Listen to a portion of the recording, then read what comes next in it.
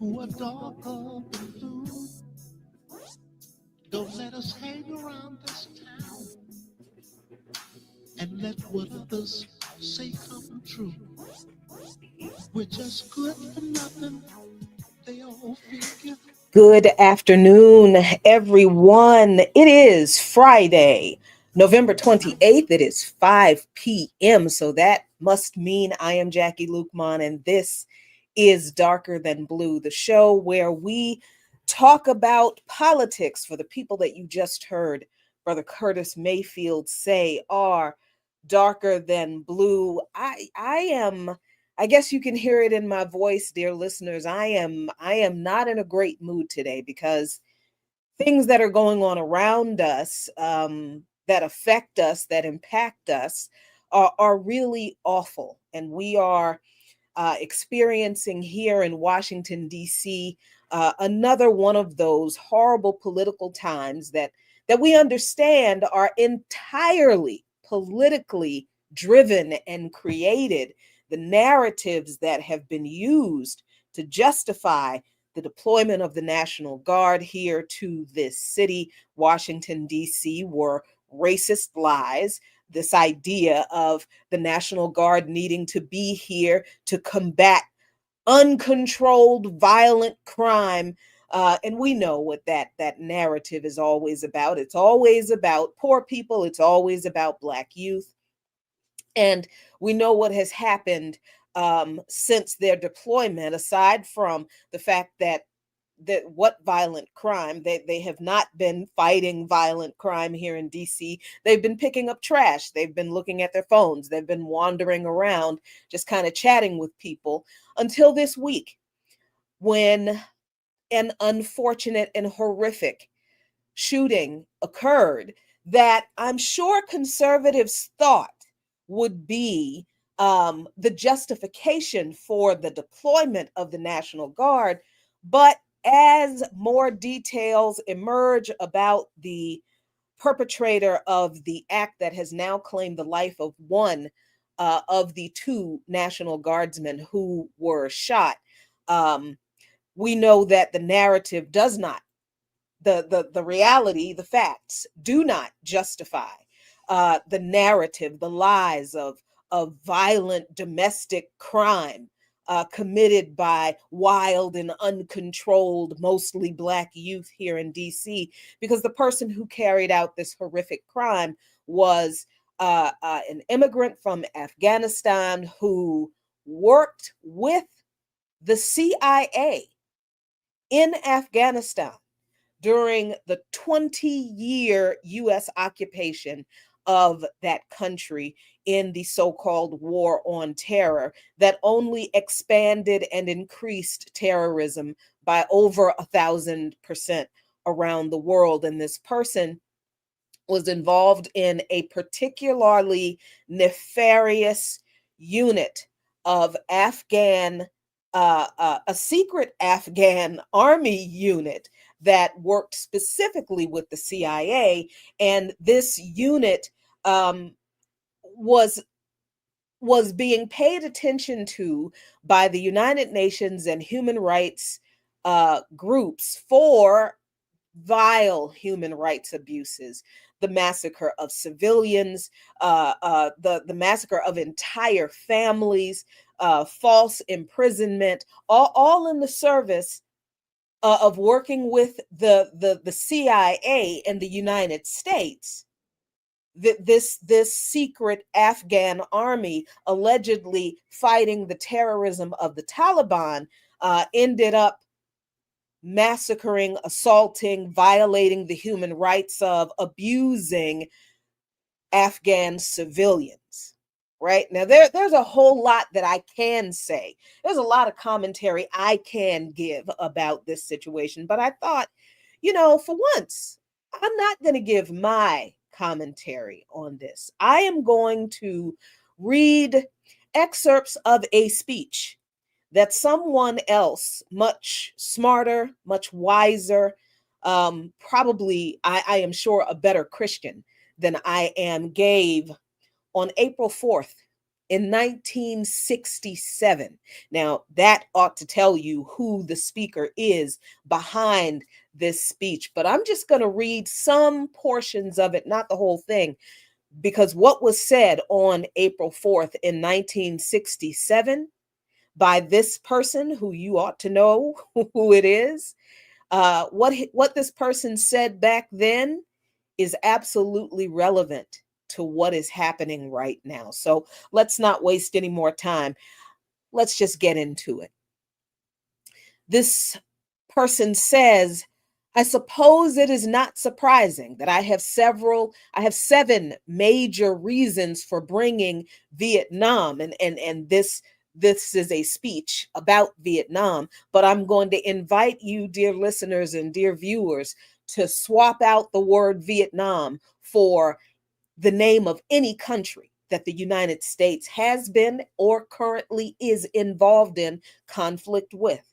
So this person says, I suppose it is not surprising that I have 7 major reasons for bringing Vietnam into the field of my moral vision. There is at the outset a very obvious and almost facile connection between the war in Vietnam and the struggle I and others have been waging in America. A few years ago, there was a shining moment in that struggle. Remember, this was in 1967. It seemed as if there was a real promise of hope for the poor, both black and white, through the poverty program. There were experiments, hopes, and new beginnings.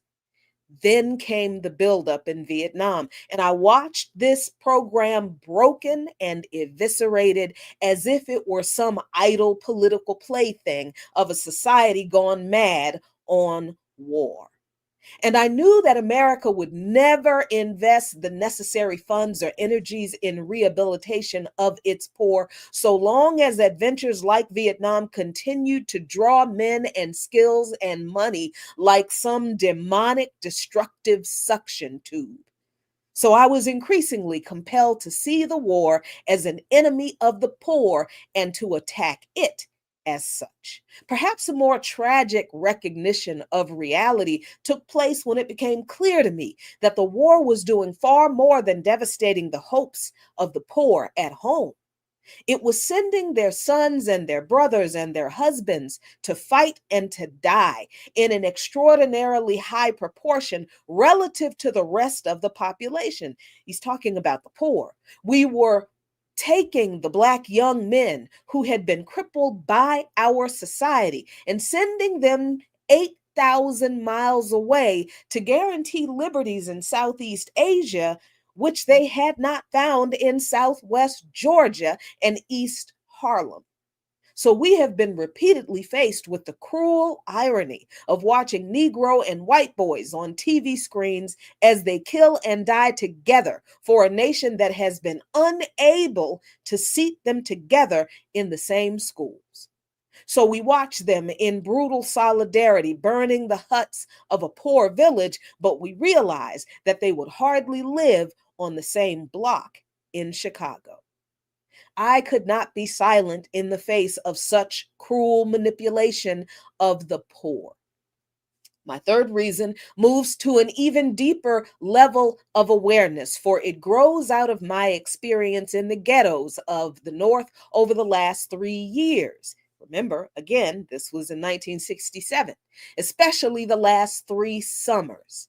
As I have walked among the desperate, rejected, and angry young men, I've told them that Molotov cocktails and rifles would not solve their problems. I've tried to offer them my deepest compassion while maintaining my conviction that social change comes most meaningfully through nonviolent action. But they asked, and rightly so, what about Vietnam? They asked if our own nation wasn't using massive doses of violence to solve its problems, to bring about the changes it wanted.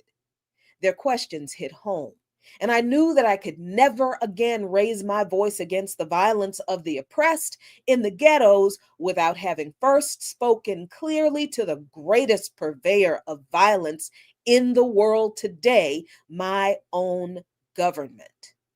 for the sake of those boys, for the sake of this government, for the sake of the hundreds of thousands trembling under our violence, I cannot be silent.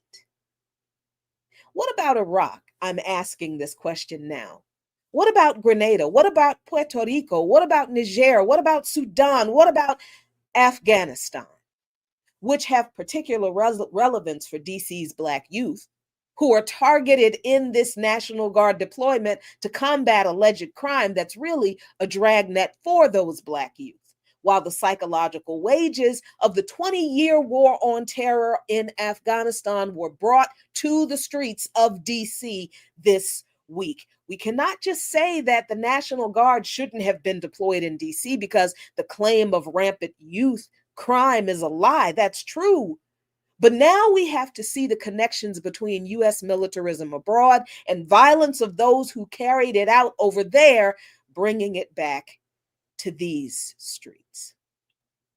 If you haven't figured out who this speech is from, it is the Reverend Dr. Martin Luther King Jr. And he continues in another portion of this speech, Beyond Vietnam. He says, for those who ask the question, aren't you a civil rights leader and thereby mean to exclude me from the movement for peace? I have this further answer. In 1957, when a group of us formed the Southern Christian Leadership Conference, we chose as our motto to save the soul of America. We were convinced that we could not limit our vision to certain rights for Black people, but instead affirm the conviction that America would never be free or saved from itself until the descendants of its slaves were loosed completely from the shackles they still wear. In a way, we were agreeing with Langston Hughes, he says, that Black bard of Harlem, who had written earlier, "Oh yes, I say it plain, America never was America to me, and yet I swear this oath, America will be." Now, it should be incandescently clear that no one who has any concern for the integrity and life of America today can ignore the present war. If America's soul becomes totally poisoned, part of the autopsy must read Vietnam. It can never be saved so long as it destroys the deepest hope of men the world over. So it is that those of us who are yet determined that America will be are led down the path of protest and dissent, working for the health of our land. As if the weight of such a commitment to the life and health of America were not enough, another burden of responsibility was placed on me in 1964. And I cannot forget that the Nobel Peace Prize was also a commission to work harder than I had ever worked before for the brotherhood of man. That is a calling that takes me beyond national allegiances. My, how far that award has fallen in such a short period of time. But he goes on to say, Dr. King, in this speech, but even if it were not present, I would yet have to live with the meaning of my commitment to the ministry of Jesus Christ. To me, the relationship of this ministry to the making of peace is so obvious that I sometimes marvel at those who ask me why I am speaking against the war. Could it be that they do not know that the good news was meant for all men, for communists and capitalists, for their children and ours, for Black and for white, for revolutionary and conservative? Have they forgotten that my ministry is in obedience to the one who loved his enemies so fully that he died for them? What then can I say to the Viet Cong or to Castro or to Mao as a faithful minister of this one? Can I threaten them with death, or must I not share with them my life? Finally, he says, as I try to explain for you and for myself the road that leads from Montgomery to this place, and this place at that time in 1964 on April 4th was Riverside Baptist Church, where he made this speech in New York. He said, I would have offered all that was most valid if I simply said that I must be true to my conviction that I share with all men the calling to be a son of the living God. Beyond the calling of race or nation or creed is this vocation of sonship and brotherhood, because I believe that the Father is deeply concerned, especially for his suffering and helpless and outcast children. I came tonight to speak for them. This I believe to be the privilege and the burden of all of us who deem ourselves bound by allegiances and loyalties which are broader and deeper than nationalism and which go beyond our nation's self-defined goals and positions. We are called to speak for the weak, for the voiceless, for the victims of our nation, for those it calls enemies, for no document from human hands can make these humans any less our brothers. And as I ponder the madness of Vietnam and search within myself for ways to understand and respond in compassion, my mind goes constantly to the people of that peninsula. I speak now not of the soldiers of each side, not of the ideologies of each side, because it's clear to me that there will be no meaningful solution there until some attempt is made to know them and hear their broken cries. And here, this is my commentary here. Here, King does what so few Black and other leaders do today. He talks about the history of US interference in Vietnam on the side of the colonial powers. We don't understand what's going on in the world today and why it's happening because US politicians and leaders in every institution do not tell the truth about what this government has done to create or influence the problems they also say they need the military to solve. So King says they must see Americans, they meaning the people that the US government calls its enemies, they must see Americans as strange liberators. The Vietnamese people proclaimed their own independence in 1945 after a combined French and Japanese occupation and before the Communist Revolution in China. They were led by Ho Chi Minh. Even though they quoted the American Declaration of Independence in their own document of freedom, the United States refused to recognize them. Instead, the United States decided to support France in its reconquest of her former colony. Our government, King calls the US government our government, felt that the Vietnamese people were not ready for independence, and we again fell victim to the deadly Western arrogance that has poisoned the international atmosphere for too long. With that tragic decision, we rejected a revolutionary government seeking self-determination and a government that had been established not by China, for whom the Vietnamese had no great love, but by clearly indigenous forces that included some communists. For the peasants, this new government meant real land reform, one of the most important needs in their lives. For 9 years, King continues, following 1945, we denied the people of Vietnam the right of independence. For 9 years, we vigorously supported the French in their abortive effort to recolonize Vietnam. Before the end of the war, we were meeting 80% of the French war costs, even before the French were defeated at Dien Bien Phu. They began to despair of their reckless action, but we did not. We encouraged them with our huge financial and military supplies to continue the war, even after they had lost the will. Somebody say Ukraine right here. Soon, we would be paying almost the full costs of this tragic attempt at recolonization.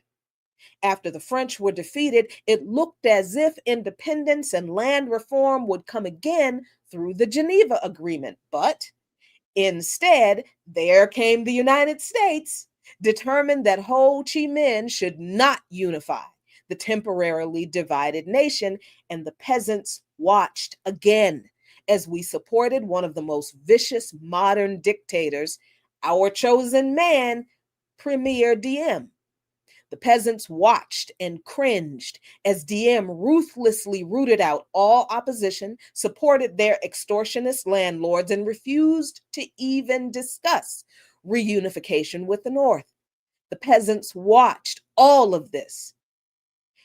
And all of this was provided over by the United States influence and then by increasing numbers of United States troops who came to help quell the insurgency that Diem's methods had aroused. Excuse me.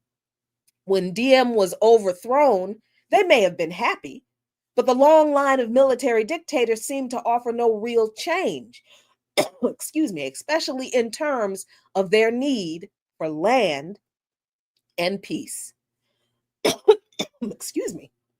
The only change, Dr. King said, came from America as we increased our troop commitments in support of governments which were singularly corrupt, inept, and without popular support. All the while, the people read our leaflets and received the regular promises of peace and democracy and land reform.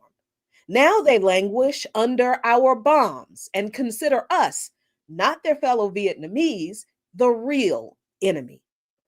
They moved sadly and apathetically as we herd them off the land of their fathers into concentration camps where minimal social needs are rarely met. They know they must move or be destroyed by our bombs, so they go. Primarily women and children and the aged, they watch as we poison their water, as we kill 1,000,000 acres of their crops. They must weep as the bulldozers roar through their areas, preparing to destroy their precious trees, or olive trees, as in Palestine.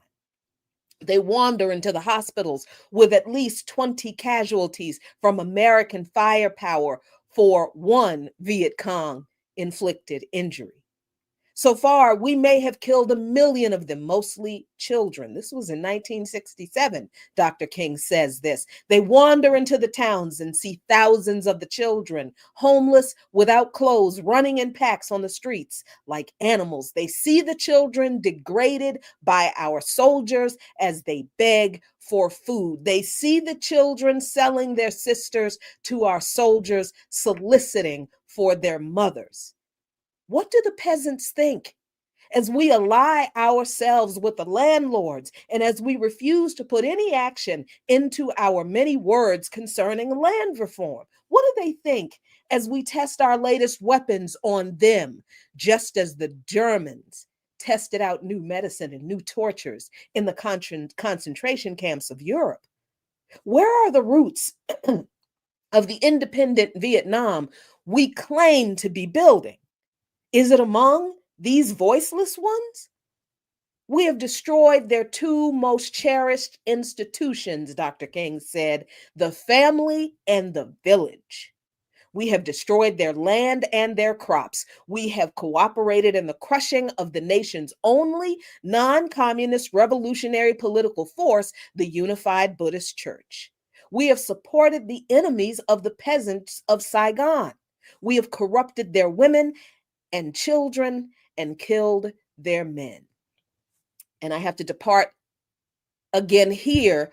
The height of hypocrisy that King is calling out here screams into what is going on in this country and around the world today, because we have white Christian nationalists in the US screeching about protecting family values, protecting children from predators and transgender people and gay marriage and being indoctrinated by wokeness, while celebrating murdering brown, Muslim, peasant, socialist, communist families all over the world for centuries to control the resources on those people's land. These are the people who have no family values. Not the socialists, not the communists, not the Muslims. It's the people who support and target other groups of people with US imperialism and militarism to steal from them and to kill those people to get those resources if they have to.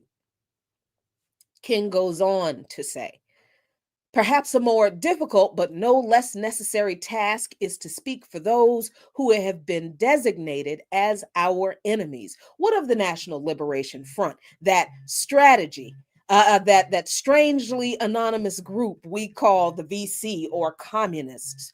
What must they think of the United States of America when they realize that we permitted the repression and cruelty of DM, which helped to bring them into being as a resistance group in the South? What do they think of our condoning the violence which led to their own taking up of arms? How can they believe in our integrity when now we speak of aggression from the North as if there were nothing more essential to the war?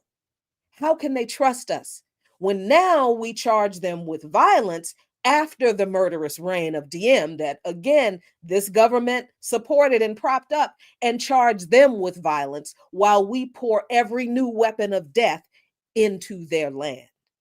Surely we must understand their feelings, even if we do not condone their actions. Surely we must see that the men we supported pressed them to their violence. Surely we must see that our own computerized plans, this was in 1967, that our own computerized plans of destruction simply dwarf their greatest acts. Here, I also must point out that King is talking about cause and effect that was surely ignored after 9/11, Iraq, and Afghanistan, which led us precisely to this moment. Excuse me. King goes on to say, how do they judge us when our officials know that their membership is less than 25% communist and yet insist on giving them all that blanket name? What must they be thinking when they know that we are aware of their control of major sections of Vietnam, and yet we appear ready to allow national elections in which this highly organized political parallel government will not have a part? They ask how we can speak of free elections when the Saigon press is censored and controlled by the military junta that the US supports. And they are surely right to wonder what kind of new government we plan to help form without them, the only party in real touch with the peasants. They question our political goals, and they deny the reality of a peace settlement from which they will be excluded. Their questions are frighteningly relevant. Is our nation planning to build on political myth again and then shore it up upon the power of a new violence? King is asking these questions in 1967. He goes on to say, here is the true meaning and value of compassion and nonviolence. When it helps us to see the enemy's point of view, to hear his questions, to know his assessment of ourselves. For from his view, we may indeed see the basic weakness of our own condition. And if we are mature, we may learn and grow and profit from the wisdom of the brothers who are called the opposition. So I'm going to pause right here to give us a chance to absorb, to breathe, because it's just about time for a station break. So let's take a little minute to step back, take a drink, and hear what our engineer extraordinaire has on tap for the people this week. Inviting all DC hand dancers, Philly boppers, Chicago steppers, Carolina shaggers, and West Coast swingers. The Treehouse Dreamers venue offers dance music from Motown and more every Friday, 1 to 5 p.m. at 4722 14th Street Northwest. DJ Jam and Dave and other fine DJs provide an atmosphere offering seniors socialization while getting much needed quality movement to familiar tunes and dance every Friday. Details at 301-922-4064. That's 301-922-4064. WPFW offering wellness through dance, one activity at a time. All right. So let's not waste any more time. Thank you so much for that fantastic announcement. Let me continue with the words of Dr. Martin Luther King Jr. He says, so too with Hanoi. In the north, where our bombs now pummel the land and our mines endanger the waterways, we are met by a deep but understandable mistrust. To speak for them is to explain this lack of confidence in Western words, and especially their distrust of American intentions now. In Hanoi are the men who led the nation to independence against the Japanese and the French, the men who sought membership in the French Commonwealth and were betrayed by the weakness of Paris and the willfulness of the colonial armies. It was they who led a second struggle against French domination at tremendous costs, and then were persuaded to give up the land they controlled between the 13th and 17th parallel as a temporary measure at Geneva. After 1954, they watched us conspire with Diem to prevent elections, which could have surely brought Ho Chi Minh to power over a united Vietnam, and they realized they had been betrayed again. When we ask why they do not leap to negotiate, these things must be remembered. A little aside, once again, folks, what peace will there be in Palestine if Palestinians are not involved in the alleged peace plan, or in Sudan, or in Congo?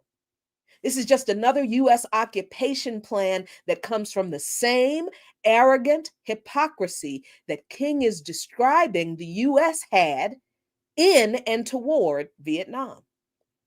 He goes on to describe U.S. foreign policy and previews the current and lasting evil, even in Palestine, when he says, Hanoi remembers how our leaders refused to tell us the truth about the earlier North Vietnamese overtures for peace. How many times has the US media lied to you about how many times Hamas actually agreed to come to the table and talk to? Yeah. King goes on to say how the president claimed that none existed when they had clearly been made. Ho Chi Minh has watched as America has spoken of peace and built up its forces, and now he has surely heard the increasing international rumors of American plans for an invasion of the North. He knows the bombing and shelling and mining we are doing are part of traditional pre invasion strategy. So if y'all think Dr. King was just a silly black Christian pastor who was only concerned with thoughts and prayers, you did not understand how well this man understood the connection between the struggle against imperialism and the struggle for peace internationally. He goes on to say, perhaps only his sense of humor, he's talking about Ho Chi Minh still, perhaps only his sense of humor and of irony can save him when he hears the most powerful nation of the world speaking of aggression as it drops thousands of bombs on a poor, weak nation more than 8,000 miles away from its shores. King could be talking about Venezuelans here, Cubans, Panamanians, Colombians, as the Department of War murders Caribbeans in small boats, claiming they're drug traffickers. U.S. leaders are still not telling us the truth about any of these things while committing vile acts of murder against sovereign peoples and their nations and building up the machinery of war once again. And at this point, excuse me, King continues to say, I should make it clear that while I've tried in these last few minutes to give a voice to the voiceless in Vietnam and to understand the arguments of those who are called enemy, I am as deeply concerned about our own troops there as anything else. For it occurs to me that what we are submitting them to in Vietnam, and again, y'all replace Vietnam with the name of a country that the U.S. is involved in or implicated in anywhere in the world, He says Vietnam is not simply the brutalizing process that goes on in any war where armies face each other and seek to destroy. We are adding cynicism to the process of death, for they must know, he's talking about the troops in Vietnam now, for they must know after a short period there that none of the things we claim to be fighting for are really involved. Before long, they must know that their government has sent them into a struggle among Vietnamese, and the more sophisticated surely realize that we are on the side of the wealthy and the secure while we create a hell for the poor. Excuse me. Now, dear listeners and viewers, what did the National Guard members deployed to DC feel when they were told they were here to combat violent crime, but ended up picking up litter off the street, harassing teenagers on Halloween night, and now end up being targeted not by uncontrollably psychotic Black criminals run amok, but by a product of their own government's continued degradation of people in other countries? They deployed to DC to fight crime and ended up targeted by a former partner in the US's bloody, misguided, and anti Muslim war on terror. And it's going to fuel another wave of anti Muslim hate and warmongering. That's certainly not the crime they were sent to DC and other US cities to fight, but that's the crime they are faced with this week. King goes on to say, of the members of the U.S. military engaged in these awful acts of U.S. imperialist aggression and destruction, he says, as we counsel young men concerning military service, we must clarify for them our nation's role in Vietnam or Venezuela or Cuba or Mexico or Colombia or Palestine or Sudan or Congo or Southeast DC or Baltimore, and challenge them with the alternative of conscientious objection. I'm pleased to say that this is a path now chosen by more than 70 students at my own alma mater, Morehouse College, and I recommend it to all who find the American course in Vietnam a dishonorable and unjust one. Moreover, I would encourage all ministers of draft age to give up their ministerial exemptions and seek status as conscientious objectors.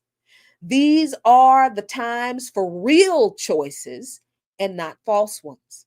We are at the moment when our lives must be placed on the line if our nation is to survive its own folly. Every man of humane convictions must decide on the protest that best suits his convictions, but we must all protest. The King was not just talking about protest here, dear listeners and viewers, but clear strategic action for the faith community and for everybody else, particularly the military. These demands to disobey unjust orders are not only not new, but they are morally just and legally protected acts of resistance. King knew that then, and it's a doggone shame we do not loudly proclaim that this is true today, but are instead cowering under Trump's threats. King was much more prescient than we give him credit for. But that's why too few people know this speech in full. What King says next is an evisceration of American worship of capitalism at the expense of dignity and human life, and how it's all connected to conflicts in multiple countries that we've heard about before now and are still hearing about today because this country is still greedy and heartless.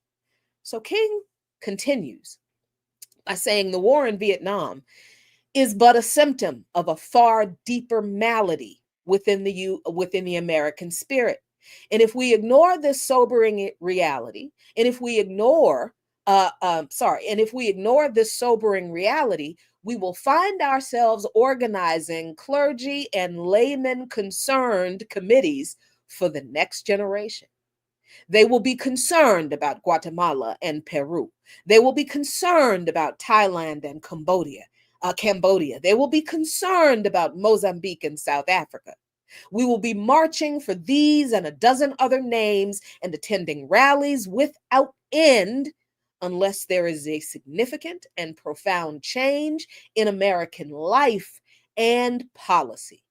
So such thoughts take us beyond Vietnam, but not beyond our calling as sons of the living God. In 1957, a sensitive American official overseas said that it seemed to him that our nation was on the wrong side of a world revolution. During the past 10 years, King said, we have seen emerge a pattern of suppression, which has now justified the presence of U.S. military advisors in, wait for it, y'all, Venezuela. He said this in 1967. This need to maintain social stability for our investment accounts, for the counter-revolutionary action of American forces in Guatemala. It tells why American helicopters are being used against guerrillas in Cambodia and why American napalm and Green Beret forces have already been active against rebels in Peru. It is with such activity in mind that the words of the late John F. Kennedy come back to haunt us. 5 years ago, he said, those who make peaceful revolution impossible will make violent revolution inevitable. Increasingly, by choice or by accident, this is the role our nation has taken, King said, the role of those who make peaceful revolution impossible by refusing to give up the privileges and the pleasures that come from the immense profits of overseas investments. I am convinced that if we are to get on the right side of the world revolution, we as a nation must undergo a radical revolution of values. This is why we don't take pieces of comments out of the context in which they were said, because when he said, we as a nation must undergo a radical revolution of values, he said it in the context of challenging and destroying capitalism, because that's what he's talking about here. He continues by saying, we must rapidly begin in 1967 the shift from a thing-oriented society to a person-oriented society, people-centered human rights. When machines and computers, profit motives, and property rights are considered more important than people, the giant triplets of racism, extreme materialism, and militarism are incapable of being conquered. A true revolution of values will soon cause us to question the fairness and justice of many of our past and present policies. On the one hand, we are called to play the Good Samaritan on life's roadside, but that will be only an initial act. One day, we must come to see that the whole Jericho Road must be transformed so that men and women will not be constantly beaten and robbed as they make their journey on life's highway. True compassion is more than flinging a coin to a beggar. It comes to see that an edifice which produces beggars needs restructuring. King said a true revolution of values will soon look uneasily on the glaring contrast of poverty and wealth. With righteous indignation, it will look across the seas and see individual capitalists of the West investing huge sums of money in Asia, Africa, and South America, only to take the profits out with no concern for the social betterment of the countries and say, this is not just. It will look at our alliance with the landed gentry of South America and say, this is not just. The Western arrogance of feeling that it has everything to teach others and nothing to learn from them is not just. And this, dear friends, what King just said is the essence of analyses from people like Walter Rodney in his book, How Europe Underdeveloped Africa, and Eduardo Galeano's Open Veins of Latin America, 5 centuries of the pillage of a continent condensed into that one statement. King goes on to say, a true revolution of values will lay hands on the world order and say of war, this way of settling differences is not just. This business of burning human beings with napalm, of filling our nation's homes with orphans and widows, of injecting poisonous drugs of hate into the veins of peoples normally humane, of sending men home from dark and bloody battlefields, physically handicapped and psychologically deranged, cannot be reconciled with wisdom, justice, and love. And this is when Dr. King says, a nation that continues year after year to spend more money on military defense than on programs of social uplift is approaching spiritual death. America, the richest and most powerful nation in the world, can well lead the way in this revolution of values. There is nothing except a tragic death wish to prevent us from rendering our priorities, or I'm sorry, from reordering our priorities, so that the pursuit of peace will take precedence over the pursuit of war. There is nothing to keep us from molding a recalcitrant status quo with bruised hands until we have fashioned it into a brotherhood. Admittedly, dear friends, King talked as if he was opposed to communism, like much of America was and still is, because we're all indoctrinated to believe that it's an evil, particularly ungodly expression of hatred of America.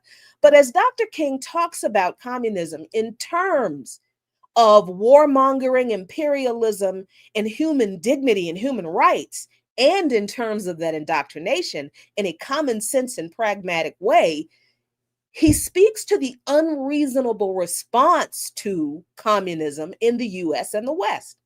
Because he says this kind of positive revolution of values is our best defense against communism. War is not the answer, he says. Communism will never be defeated by the use of atomic bombs or nuclear weapons.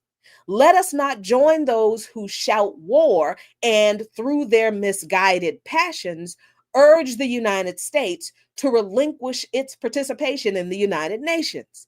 These are days which demand wise restraint and calm reasonableness. We must not engage in a negative anti-communism. Let me say that again. Dr. King said on April 4th, 1967, we must not engage in a negative anti-communism, but rather in a positive thrust for democracy, realizing that our greatest defense against communism is to take offensive action in behalf of justice. King said we must, with positive action, seek to remove those conditions of poverty, insecurity, and injustice, which are, King said, the fertile soil in which the seed of communism grows and develops. There's a whole lot I can say about communism and the biblical narrative about the early church and how they established themselves and whether communism is evil or not and all this kind of stuff. But King understood that communism grows out of the demands of the poor for equality and justice. And if we look at the Bible in Acts chapters 2 and 4, we see that's exactly how the early church was established, when they all got together in this new belief in Jesus Christ and took everything they owned, sold it all, put all the money into a pot, and redistributed all of that money equally among everybody in the society. I'm not sure if Dr. King equated what was done in the early church in Acts 2 and 4 with communism, but we all know that's what it is. So I just want to make that clear that there is that consistency with communism as a legitimate expression of equality and justice in the economic sustainment of a society right in the Bible. All right. But I needed to point out that Dr. King, while he is narrating the nation's attitude toward communism, his focus is All right, whatever you feel about it, understand where it comes from. And if you don't like communism, maybe do something about poverty and inequality and injustice. Because if you make this society more equal, why would you have a problem with anybody else's society doing what they need for their people? Dr. King continues by saying these are revolutionary times. All over the globe, men are revolting against old systems of exploitation and oppression, and out of the wounds of a frail world, new systems of justice and equality are being born. He's saying this right after he's saying not to express a negative anti-communism. He even understands that communism and socialism emerge from people who were oppressed fighting against the old unjust systems. He says the shirtless and barefoot people of the land are rising up as never before. The people who sat in darkness have seen a great light. We in the West must support these revolutions, King says. It's a sad fact that because of comfort, complacency, a morbid fear of communism, he says, and our proneness to adjust to injustice, the Western nations that inherited so much of the the Western nations that initiated so much of the revolutionary spirit of the modern world have now become the arch anti-revolutionaries. Now we have to remember, dear friends, that at that time, everybody believed the same lies about the United States being the great purveyor of revolutionary struggle for liberty and all of that kind of stuff. Because I think we did not have as mature, most of us did not have as mature of an understanding of capitalism and imperialism as we've certainly developed over the years. And like I have had to be reminded a few times that Dr. King was on an obvious journey of greater understanding of this system as it existed. And this is why this speech, the Beyond Vietnam speech, delivered on April 4th in 1967 at the Riverside Church in Manhattan, New York City, is so incredibly important to who he was and his work, because this speech was delivered exactly 1 year before he was assassinated. And this was the speech in which he, as you can hear, in which he raised up the problems with American imperialism, U.S. warmongering, the lies about U.S. warmongering and the history of U.S. involvement in other countries, the reason the U.S. really gets involved in other countries, and it's not because of capitalism and socialism, or it's not because of socialism and communism, it is because of capitalist profit. And of course, now Dr. King, when he makes this speech, he's no longer a thorn in the side of the U.S. Capitalist duopoly. Now he is a threat.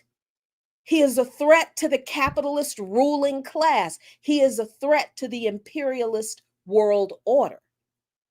So, of course, he couldn't be allowed to live when he, one of the premier Black leaders of the time, stands in a church in the middle of New York City in front of 3,000 people and condemns the system that this nation is built on, that it exports the oppression that it heaps upon us, exports it all around the world at the barrel of a gun, and pours it in bombs and bloody invasions and coups among the working class and poor and peasant people of the world to steal from them, because it just makes them a lot of money to do it.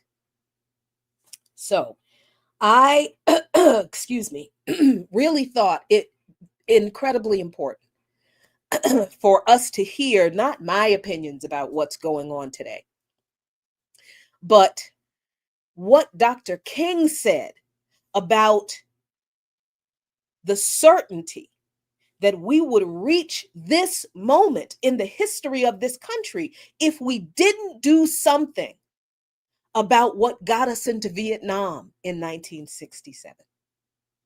We are where we are in this country and in the world because the ruling class has never listened to the people who were put here to help us get on the right track.